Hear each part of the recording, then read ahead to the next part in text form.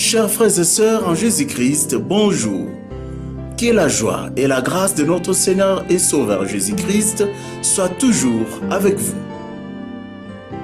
Le peuple de Dieu sait parfaitement bien que le plus grand crime contre l'humanité est le rejet du libérateur et sauveur du monde, Jésus-Christ.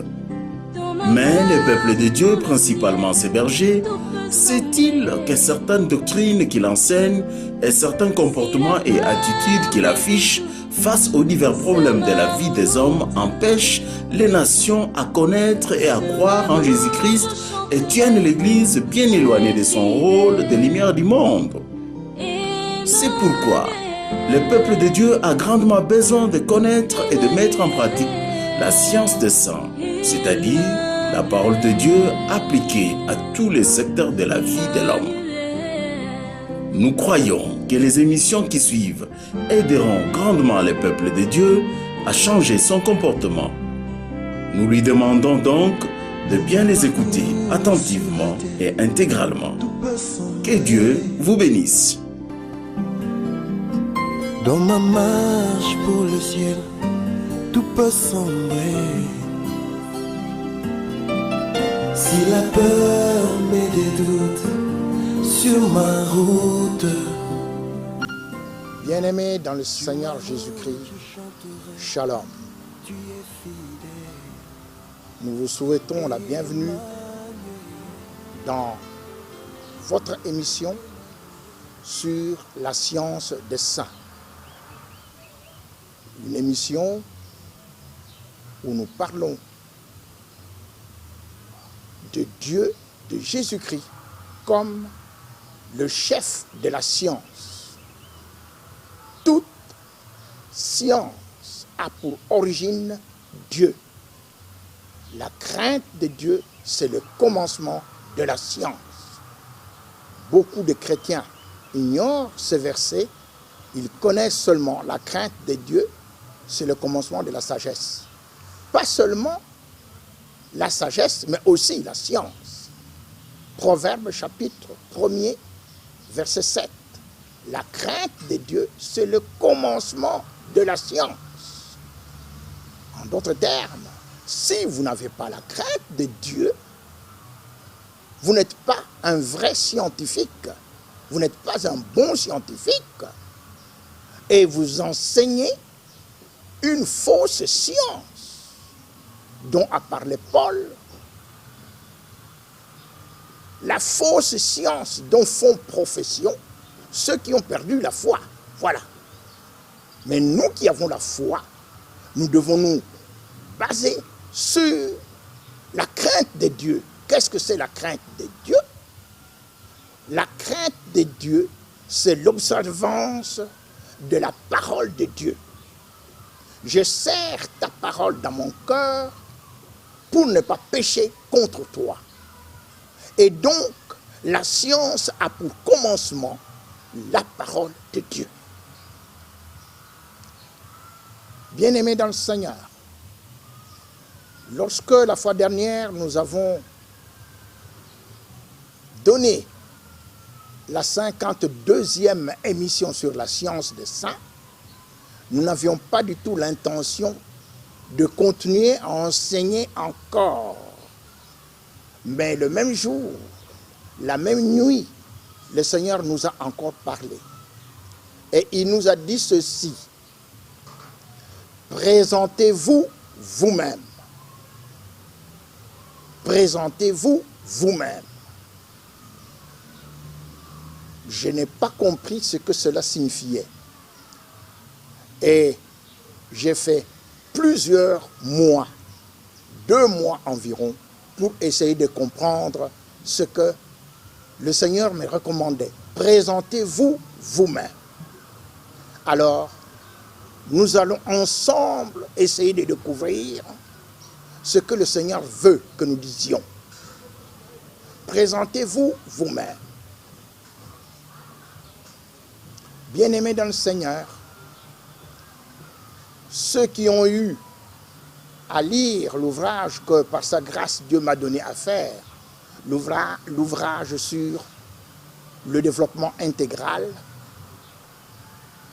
verront que j'y ai donné une notice biographique. Je ne vais pas la répéter. Parce que lorsque le Seigneur me demande de me présenter moi-même, j'ai compris qu'il va au-delà d'une notice biographique. Je le dis quand même, je le répète très rapidement. Je m'appelle Sébastien Kindidi Kipezo. Je suis né dans un village, dans le Bas-Fleuve, province du Congo central, en République démocratique du Congo. Je suis auteur d'un ouvrage que j'ai pu rédiger après avoir exercé de nombreuses fonctions publiques. Je suis fonctionnaire de carrière. J'ai grandi, j'ai gravi les différents échelons administratifs, jusqu'à atteindre le grade de secrétaire général. J'ai été secrétaire général au budget et secrétaire général aux transports et communications. Mais j'ai aussi exercé une fonction politique. J'ai été nommé vice-ministre chargé du plan et aménagement du territoire en 1991. Et c'est sur base de cette expérience et de la formation reçue que j'ai pu rédiger cet ouvrage, le développement intégral, développement qui a pour fondement la parole de Dieu. Un ouvrage de 430 pages. Ceux qui l'ont lu ont eu, je le crois, la grâce de comprendre que Dieu, c'est le maître du politique, c'est le maître de l'économie, c'est le maître de la science, c'est le maître de tout. Et Dieu s'est fait homme. Il s'appelle Jésus-Christ. Alors je vais me présenter encore davantage mieux parce que ceux qui m'ont connu et qui me voient à la télévision ne savent pas ce que je suis devenu physiquement. J'ai un handicap physique. Je ne vois plus bien. Je suis depuis 5-6 ans dans l'incapacité de lire, d'écrire. Je ne vois pas, je ne lis pas, je n'écris pas.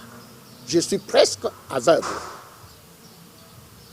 Mais, et c'est cela que vous devez comprendre, les voix de Dieu. Les voix de Dieu, ce ne sont pas les voix des hommes. Au moment où j'étais encore un bon voyant, j'avais des préoccupations. Certes, j'aimais toujours la parole de Dieu. J'ai eu la grâce de recevoir Jésus-Christ comme Seigneur et Sauveur depuis 1991. Je suis baptisé du Saint-Esprit. Je suis baptisé par immersion. Bref, je suis chrétien né de nouveau. Mais être chrétien né de nouveau ne suffit pas. Il faut grandir. Parce que lorsque vous êtes né de nouveau, vous êtes encore un enfant. Et il faut grandir dans la grâce et la connaissance de la parole de Dieu. Et c'est là que je voudrais vous révéler, bien-aimés dans le Seigneur, que c'est dans cet état où je ne travaille plus, où je ne vois plus, que le Seigneur va se révéler à moi de façon mystérieuse. Pendant 5 ans, sur les 52 émissions, nous avons dit que le Seigneur nous a parlé au moins 4 fois. Maintenant, j'ajoute au moins 5 fois. Mais qu'est-ce qu'il nous dit? Il nous révèle des choses que, ayant une bonne santé, je n'aurais pas pu connaître. Parce que ce sont des choses qui demandent l'approfondissement de la parole de Dieu. La Bible a dit, et la Bible dit, vous me chercherez et vous me trouverez si vous me cherchez de tout votre cœur.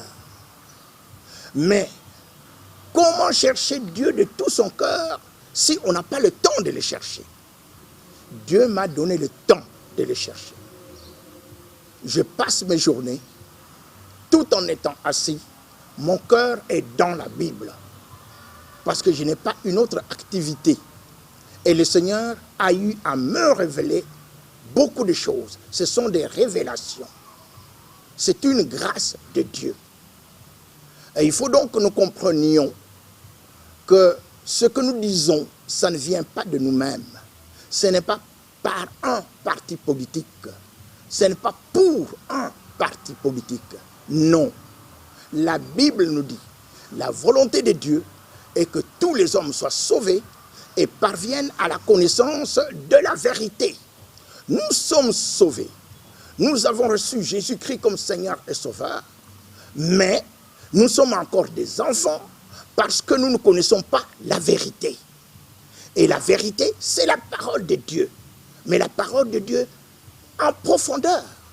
Alors, Dieu va nous faire sortir de l'esclavage. Parce que tout en étant enfants de Dieu, nous sommes encore esclaves de l'ennemi à cause de l'ignorance.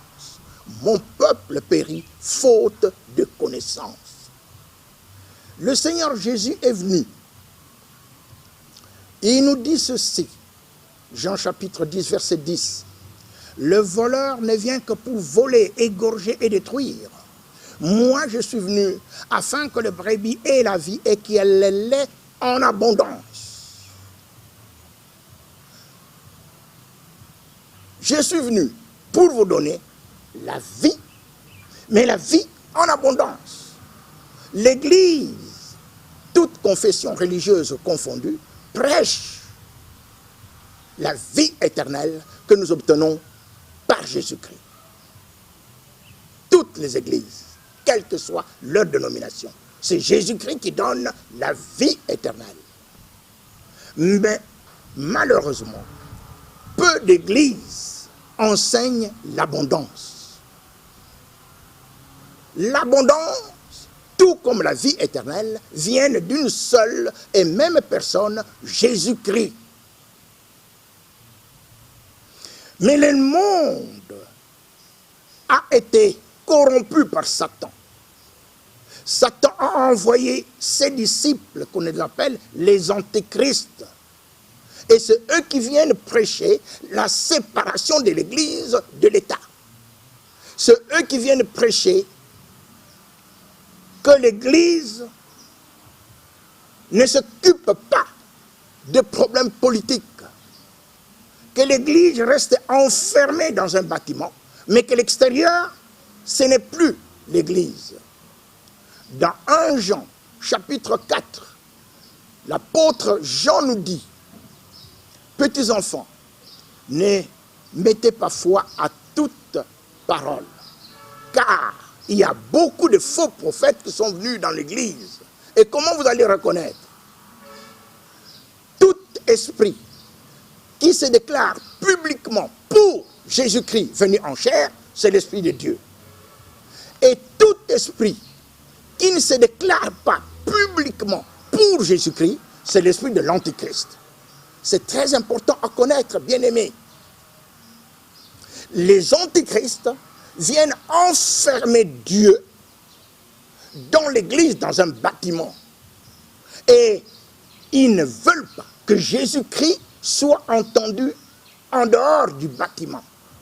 En dehors du bâtiment. Non, non, ici c'est la science. Hein. Ici, il ne faut pas venir parler de Jésus-Christ. Hein. Voyez-vous, que vous voyez, que vous soyez en Chine, que vous soyez en Inde, il n'y a pas de Jésus-Christ. Mais c'est la science. Voilà ce qu'ils avancent. Pour eux, la science n'a rien à voir avec Dieu. Eh bien, Dieu nous a donné la grâce de connaître sa science. La science de ça. C'est la science qui a pour fondement Jésus-Christ. C'est la science qui a pour fondement la crainte de Dieu, Jésus-Christ. La Bible nous dit, et c'est à Dieu que vous donnerez la science. À lui qui gouverne les esprits célestes. Voilà la Bible. Job chapitre 21, verset 22. Celui qui gouverne tous les esprits. Et c'est à lui que vous allez enseigner la science, homme. Maintenant, nous allons être encore plus concrets. Les antichrists vous disent que bon, ça c'est bon pour le ciel, mais maintenant sur la terre, hein, c'est l'homme, c'est l'intelligence humaine. Fausseté. Jésus-Christ n'a pas reçu le pouvoir uniquement pour le ciel. Il l'a reçu également pour la terre, entièrement. Tout pouvoir m'a été donné dans le ciel et sur la terre. Et sur la terre. C'est Jésus-Christ qui règne. C'est Jésus-Christ qui enseigne. C'est Jésus-Christ qui a la science. C'est Jésus-Christ qui connaît la politique. C'est Jésus-Christ qui connaît l'économie. C'est Jésus-Christ qui connaît toute la technologie. Jésus-Christ, c'est le maître de la science. Dieu. Voici ce qu'il dit. Je suis venu pour vous donner la vie en abondance. L'abondance n'est pas prêchée suffisamment par l'Église. Et l'Église a cédé la place à ceux qui n'ont ni savoir ni intelligence. C'est la Bible qui nous le dit. Tous ceux qui n'ont pas reçu Jésus-Christ préalablement comme Seigneur et Sauveur, ils n'ont ni savoir ni intelligence. Et c'est vous, Église, qui leur donnez le pouvoir. Non. Le pouvoir est donné aux enfants de Dieu. Comme le Père m'a envoyé, moi aussi, je vous envoie. Et Dieu envoie ses enfants avec son pouvoir. Tout pouvoir m'a été donné dans le ciel et sur la terre. Cela ne se limite pas simplement à prêcher la parole de Dieu de manière théorique. Car c'est Dieu qui donne le don de gouverner. C'est biblique. 1 Corinthiens chapitre 12, verset 28. Don de gouverner. C'est donc Dieu qui parle. C'est Dieu qui vous donne ce don. Comme le Père m'a envoyé, moi aussi je vous envoie. Mais comment allez-vous reconnaître ceux que Dieu envoie et les autres? C'est par leur langage. La Bible nous dit, celui qui parle de son propre chef cherche sa propre gloire. Mais celui qui cherche la gloire de celui qui l'a envoyé, c'est celui-là qui est vrai et il n'y a point d'injustice en lui. C'est par le parler. Eux, ils sont du monde. Ils parlent sur le monde et le monde les écoute. Nous sommes de Dieu. Ceux qui sont de Dieu nous écoutent et ceux qui ne sont pas de Dieu ne nous écoutent pas. Donc il y a une séparation. Et on doit comprendre qu'il y a deux esprits dans le monde. Il y a l'esprit de Dieu et l'esprit de Satan, proclamé par les antichrists, ceux qui ne veulent pas que Satan et que Jésus-Christ règne. En vain, parce que Jésus-Christ règne. Ce n'est pas qu'il régnera, il règne. Et il règne pour toujours, pour l'éternité. Dans la Bible, nous voyons ce royaume qui ne sera jamais détruit par un autre royaume, mais qui lui-même va rester éternellement et qui va détruire tous les royaumes de la terre. C'est le royaume de Jésus-Christ, la pierre rejetée, la pierre angulaire, la pierre qui a quitté le ciel et qui est tombée, qui est venue écraser la statue de Nabuchodonosor, que Nabuchodonosor a vue, qui a détruit tout. Eh bien, cette pierre, c'est Jésus-Christ, la pierre angulaire.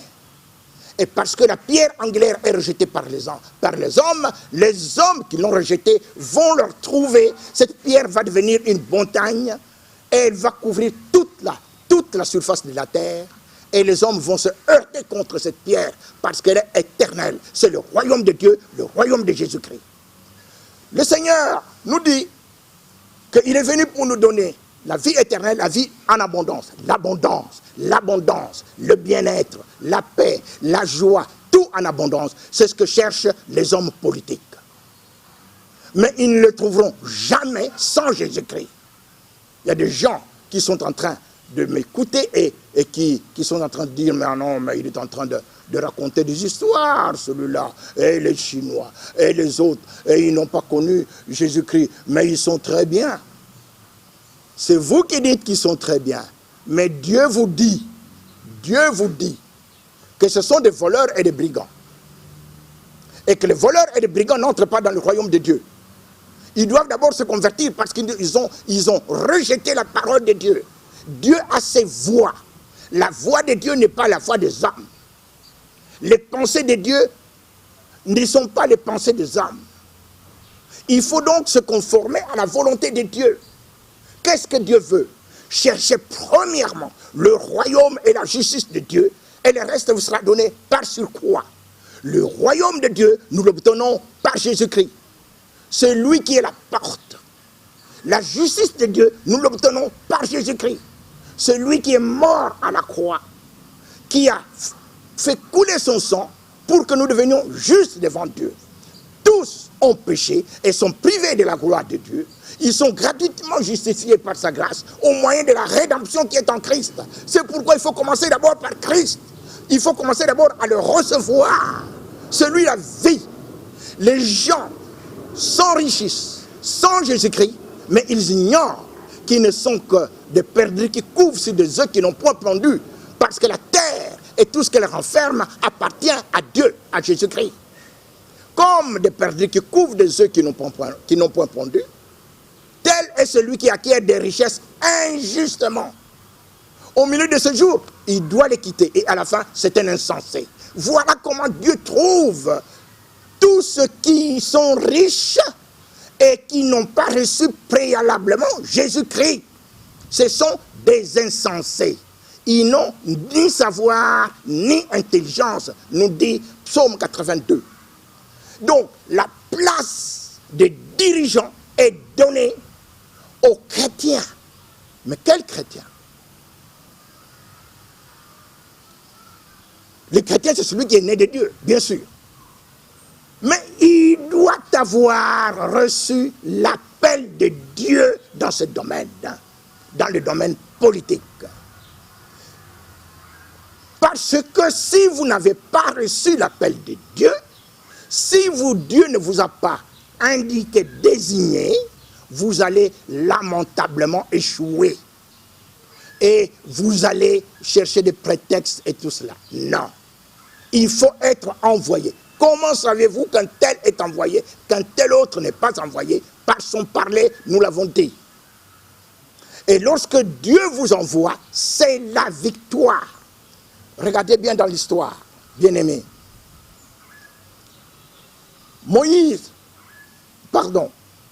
Oui, nous disons Joseph en Égypte, Joseph en Égypte, Joseph en prison. On le fait sortir parce que quelqu'un de l'entourage de Pharaon lui a dit qu'il y avait quelqu'un qui est en prison, un hébreu, et qui savait découvrir la signification des songes. Et Pharaon avait eu un songe, nous avons déjà parlé de cela plusieurs fois. Mais lorsque Joseph arrive devant Pharaon, écoutez ce qu'il dit. Puisque Pharaon lui dit, mais je vous ai fait venir parce que j'ai eu un songe et on m'a dit que c'est vous qui découvrez le secret du songe. Joseph, écoutez l'envoyé de Dieu. Joseph dit, ce n'est pas moi, mais c'est Dieu qui fera connaître la signification du songe au Pharaon. Ce n'est pas moi, mais c'est Dieu. Il donne la gloire à celui qui l'envoie. C'est ce que nous dit la Bible. Celui qui parle de son propre chef cherche sa propre gloire. Mais celui qui cherche la gloire de celui qui l'a envoyé, c'est celui-là qui est vrai. Et il n'y a point d'injustice en lui. Deuxième exemple, David. Un petit bonhomme qui doit combattre contre Goliath. 1 Samuel chapitre 17. David défie Goliath. 3 mètres de hauteur. David, un bonhomme. Écoutez ce que David dit. Vous venez contre moi avec la flèche, la lance et les javelots. Mais moi, écoutez, je viens contre vous pour le nom de l'Éternel des armées, le Dieu d'Israël que vous avez insulté. Vous entendez? Ce n'est pas moi qui vais combattre, mais c'est le Dieu d'Israël. L'Éternel des armées que vous avez insulté. Et maintenant, aujourd'hui, l'Éternel des armées, il va t'offrir à moi. Je vais vous battre et je vais vous couper la tête.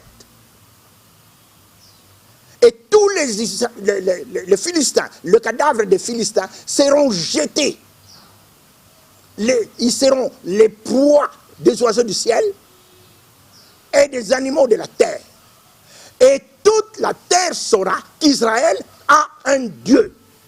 Est-ce que vous entendez, quand on est envoyé par Dieu, on fait la gloire de Dieu et non pas la gloire de soi-même? La politique selon le monde, votez-moi, c'est moi, c'est moi, c'est moi, c'est moi, ça ne vient pas de Dieu. Nous avons déjà souligné, nous sommes à la 53e émission, que la politique du monde, la propagande électorale, la démocratie, ça ne vient pas de Dieu. Troisième exemple, Daniel à Babylone. Le roi Nebuchadnezzar a une vision, a un songe, mais il ne veut pas dire de quel songe il s'agit. Et il réunit tous les magiciens, tous ceux devins, pour leur dire: j'ai eu un songe, mais je ne connais plus le songe en question. C'est à vous à me dire le songe et à m'en donner l'explication. Les devins lui répondent: mais sire, ça n'a jamais existé nulle part. Donnez-nous le songe et nous allons vous donner l'explication. Nebuchadnezzar dit: vous êtes en train de tourner en rond. Non, je veux qu'on me dise et le songe et l'explication. Personne ne répond. Le roi prend la décision de tuer tous les sages de Babylone, tous les devins, tous. Cette mauvaise nouvelle arrive aux oreilles de Daniel, qui était à Babylone. Et Daniel se met à prier. Il demande à l'intendant du roi de lui donner, d'attendre, et qu'il va prier. Il prie et Dieu lui révèle et les songes et son explication. Daniel va se présenter chez Nebuchadnezzar. Il dit: roi, la décision que vous avez prise de tuer tous les devins, tous les sages, c'est une décision qui ne tient pas, qui ne vaut pas la peine, parce qu'il n'y a aucun homme sur cette terre qui peut répondre à la question de savoir ce que vous avez eu comme songe et ce que signifie son explication. Mais, écoutez bien, écoutez, le Dieu, alléluia, le Dieu qui est dans le ciel, c'est le Dieu des Hébreux, c'est le Dieu d'Israël. Quand Dieu vous envoie, c'est pour faire sa propagande, c'est pour faire sa publicité, c'est pour l'élever. Et quand vous l'élevez, lui va vous élever. Parce que c'est ce Dieu qui le dit. Quand Dieu approuve la voix d'un homme, il dispose favorablement à son égard, même ses ennemis. Eh bien, Daniel explique le songe. Le roi se met à genoux devant Daniel parce qu'il se dit: mais ça c'est un Dieu, c'est Dieu, c'est Dieu. Il se met, qu'on lui offre de parfums. Parce qu'il vient de citer, c'est le Dieu d'Israël, c'est celui-là qui est vrai, c'est celui-là, alors. Et le roi Nabuchodonosor se lève et dit: en vérité, votre Dieu, c'est le Dieu des dieux, et c'est lui qui dirige le roi. Il est au-dessus de tout. Alors à partir de ce moment-là, le roi de Babylone commence à respecter Dieu. Quand vous êtes envoyé par le Seigneur, c'est pour faire sa publicité et non pas pour faire votre propre publicité. Et comment faire sa publicité si vous n'êtes pas envoyé par lui? Parce qu'il faut d'abord être envoyé. La Bible nous dit: la volonté de Dieu est que tous les hommes soient sauvés et parviennent à la connaissance de la vérité. Et comment allez-vous être sauvés? La Bible ajoute: quiconque invoque le nom du Seigneur sera sauvé. Mais comment invoqueront-ils le nom de celui en qui ils n'ont pas cru? Comment croiront-ils en celui dont ils n'ont pas entendu parler? Comment en entendront-ils parler s'il n'y a personne qui prêche? Comment prêcheront-ils s'ils ne sont pas envoyés? Il faut être envoyé, il faut être envoyé, il faut être envoyé. Et lorsque vous êtes envoyé, vous parlez de la part de celui qui vous envoie. Vous faites son honneur.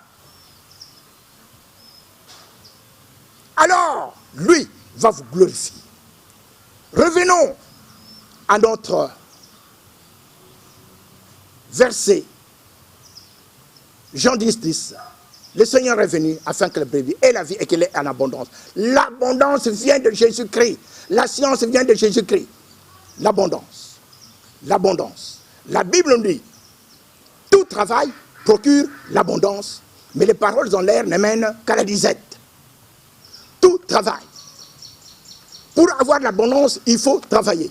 Mais comment expliquez-vous, pour le prendre le cas du Congo, cette multitude de personnes au Congo qui sont sans travail? Donc, il n'y aura jamais d'abondance parce qu'ils ne travaillent pas. D'où vient le travail?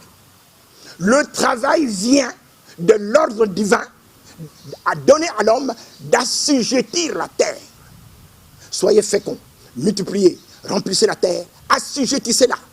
L'assujettissement de la terre, ça signifie que la terre doit obéir à l'homme.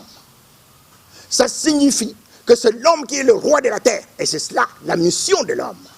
Dieu lui a donné l'autorité sur la terre pour qu'il assujettisse la terre et non pas assujettir les hommes. Assujettir la terre. L'homme ne peut pas demeurer assujetti, ne peut pas être assujetti par les hommes. L'homme doit obéir à la parole de Dieu. Et lorsque vous assujettissez la terre, c'est-à-dire que la terre doit obéir à vos désirs, vous creusez, vous êtes en train de construire une route et vous vous trouvez devant une grande montagne. Vous calculez et vous voyez que faire le tour de la montagne, ça va vous prendre beaucoup de temps, beaucoup d'énergie, et qu'il vaut mieux passer au travers de la montagne.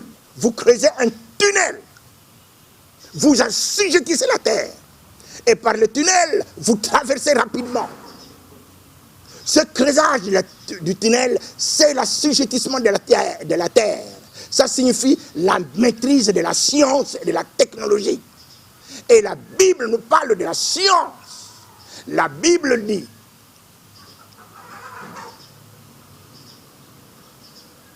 que c'est par la science que notre maison se remplit de tous les biens précieux et agréables.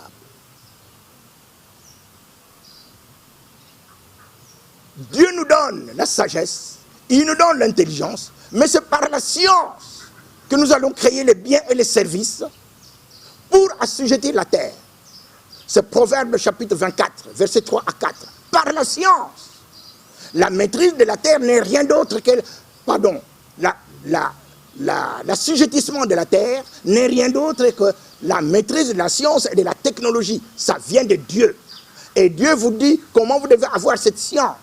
La parole de Dieu nous dit ceci. Voici le commencement de la science, de la sagesse. Acquiert la sagesse. Et avec tout ce que vous possédez, acquérez l'intelligence. C'est par l'intelligence, avec tout ce que vous possédez. Ça signifie que l'homme doit s'investir pour qu'il puisse acquérir l'intelligence qui lui permettra d'assujettir la terre. Mais quelle est cette intelligence? C'est l'intelligence qui vient d'en haut, pas l'intelligence obscurcie des hommes. Parce que l'homme peut utiliser son intelligence humaine pour assujettir la terre, mais il ignore qu'il a été créé pour la vie éternelle. Vous assujettissez la terre, vous avez des biens, vous avez des services, vous êtes riche, ça vient de Dieu. C'est Dieu qui vous le dit. Mais Dieu vous demande bien plus, veut plus, que vous ayez la vie éternelle. Mais cette vie éternelle ne se trouve pas dans l'assujettissement de la terre, elle se trouve en un homme, en une personne, Jésus-Christ. Et c'est pourquoi il faut commencer par le commencement. Tous ces gens qui se sont enrichis sans Dieu ont rejeté le commencement. Cherchez premièrement le royaume et la justice de Dieu. Premièrement, Jésus-Christ, et le reste vous sera donné par surcroît. Alors, vous, les antichrists, vous qui ne voulez pas parler de Jésus-Christ en dehors de ce bâtiment, qui donne la science? C'est Jésus-Christ. Mais écoutez bien maintenant. Depuis 1980, pour ne parler que de l'Afrique, à l'ONU, à l'OUA, on a proclamé le développement endogène, le développement autocentré, qui met l'accent sur l'assujettissement de la terre. Ils n'ont pas parlé de l'assujettissement de la terre parce qu'ils ne connaissent pas la Bible, mais ils ont parlé de la maîtrise de la science et de la technologie. Mais depuis 1980, on ne voit pas un seul pays d'Afrique qui s'industrialise, car l'assujettissement de la terre égale industrialisation, égale production de biens et services, égale création des emplois, égale enrichissement. Et ça vient de Dieu. Mais ceux qui ont essayé, des présidents qui ont essayé d'entrer dans cette voie-là de l'industrialisation, ils ont été tués. Le Seigneur dit, tous ceux qui sont venus avant moi sont des voleurs et des brigands. Ceux qui sont venus avant lui, avant Jésus-Christ, ils n'ont pas reçu Jésus-Christ en premier lieu comme serviteur, comme sauveur et sauveur, comme Seigneur et sauveur. Et donc, ils se sont accaparés de la terre. Et ils ne veulent pas avoir de concurrents. Et ils vont vous tuer. Ça fait près de 40 ans qu'on proclame le développement endogène, autocentré, répété à la conférence nationale souveraine. Et nous-mêmes, nous l'avons répété. Où en sommes-nous, Afrique? Nulle part. Pourquoi? Parce qu'on a rejeté la pierre angulaire, Jésus-Christ. Celui qui, quand vous l'élevez, quand vous le mettez devant, quand vous l'adorez, quand vous faites son but, pourquoi il est venu? C'est pour sauver la terre, c'est pour sauver le monde entier. Alors lui va disposer favorablement à votre égard, même vos ennemis. C'est la Bible. Et la Bible nous dit, Dieu donne à celui qui lui est agréable la sagesse, la science et la joie. Mais il donne aux pécheurs d'amasser, d'accumuler, pour qu'il donne à celui qui lui est agréable. Cette science et cette technologie que nous cherchons, eh bien, elle se trouve entre les mains de ceux qui n'ont pas reçu préalablement Jésus-Christ comme Seigneur et Sauveur, mais avec la présence du Seigneur Jésus-Christ, c'est eux qui vont commencer à venir ici, à vous donner cela. C'est la Bible. Parce qu'il va disposer favorablement à votre égard, même vos ennemis. Ils vont comprendre que sans la vie éternelle, leur richesse ne vaut strictement rien. Alors, que faut-il enseigner? Il ne faut pas enseigner la démocratie. La démocratie, ça signifie que c'est l'homme qui domine, c'est l'homme qui dirige, c'est la voix des hommes. Il faut enseigner maintenant la Christocratie. Christocratie, c'est Christ qui est le roi, celui qui domine, celui qui envoie. Les hommes politiques créent des partis politiques. Et, je vous l'ai dit, je suis politicologue de formation. Le parti politique a un but. Le but du parti politique, c'est la conquête du pouvoir. Vous entendez? Conquête du pouvoir. Mais le pouvoir ne peut pas être conquis. Le pouvoir a été donné à Jésus-Christ après sa mort à la croix. Tout pouvoir m'a été donné dans le ciel et sur la terre. L'homme ne peut pas chercher à conquérir. L'homme doit chercher à connaître Jésus-Christ qui donne le pouvoir. Comme le Père m'a envoyé, moi aussi, je vous envoie. Alors, ne parlons plus de démocratie, parlons de christocratie. Dans beaucoup de pays, on parle de théocratie, Dieu. Oui, nous pouvons le dire, théocratie. Mais nous mettons, nous, chrétiens, un accent sur Jésus-Christ. Parce que sans Jésus-Christ, nous ne pouvons rien faire. Christocratie. Et alors, c'est lui maintenant qui va prendre votre chose, votre cause en main. Parce qu'il est Dieu. Et alors, vous pouvez me poser des questions. Mais bon, mais maintenant nous, on a fait, les élections sont terminées. Est-ce que ce que nous disons là, c'est encore vrai, c'est encore... La parole de Dieu est éternelle. Que ceux qui ont été élus il y a 5 ans, il y a 10 ans, il y a 15 ans, s'ils sont encore là, comprennent maintenant que c'est Jésus-Christ qui règne. Jésus-Christ qui règne. Et la Bible nous dit, celui qui pêche volontairement, après avoir eu la connaissance de la vérité, il n'y a plus de sacrifice pour le péché, mais l'attente terrible du jugement. Jugement, jugement, jugement, jugement. Et l'ardeur d'un feu qui dévorera les rebelles. Si vous croyez que ce que nous disons vient de Dieu, alors mettez ça en rapport avec notre état physique. Nous ne voyons plus. La Bible nous dit ceci. Je suis venu dans le monde pour un jugement. C'est afin que ceux qui ne voient pas voient et que ceux qui voient deviennent aveugles. Nous ne voyons plus physiquement, mais nous voyons spirituellement. Nous voyons les profondeurs de Dieu. Alors faisons bien attention. Parce que le jugement est en route. Le jugement est là. La Bible nous dit. Dieu, sans tenir compte des temps de l'ignorance, annonce maintenant aux hommes, à tout endroit où ils se trouvent, qu'ils ont à se repentir, parce que il a fixé un jour où il viendra juger le monde avec justice. C'est donc qu'il a donné la preuve évidente en ressuscitant du mort, en ressuscitant de mort. Cet homme-là, c'est Jésus-Christ. Ce n'est pas seulement adressé aux Athéniens, parce que c'est Paul qui parle aux Athéniens, mais c'est à tout le monde. L'on a à se repentir, parce que Dieu va venir juger. Le jugement est en route. Mais ces jugements, Dieu est juste. Il ne vient pas juger lorsque vous n'avez pas entendu sa parole. Vous avez entendu sa parole, vous endurcissez votre cœur, alors il vient en jugement contre vous. Parce que Dieu résiste aux orgueilleux, mais il fait grâce aux humbles. Nous devons savoir que si nous ne faisons pas ce que Dieu nous demande, peine perdue. Si mon peuple, sur qui mon nom est invoqué, prie, s'humilie, cherche ma face, et abandonne ces mauvaises voies. La démocratie, c'est une mauvaise voie. Nous avons eu à expliquer ça en long et en large. La démocratie, c'est l'esclavage. C'est la domination de l'homme sur l'homme. Et la Bible nous dit, nous avons été rachetés à un grand prix. Ne devenons pas des esclaves des hommes. Et la Bible nous dit, maudit soit l'homme qui compte sur l'homme, qui prend la chair pour son appui et qui détourne son cœur de l'Éternel. Il ne faut pas détourner votre cœur de Dieu. Maudit. La démocratie, c'est une malédiction. Il faut sortir de ça. Et qu'est-ce qu'il faut faire? Séparez-vous. Sortez de là. Sortez de Babylone.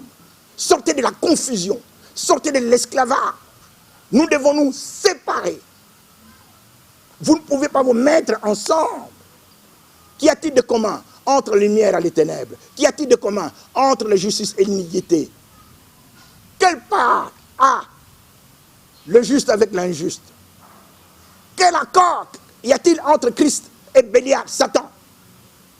Quel rapport y a-t-il entre le temple de Dieu et les temples des idoles?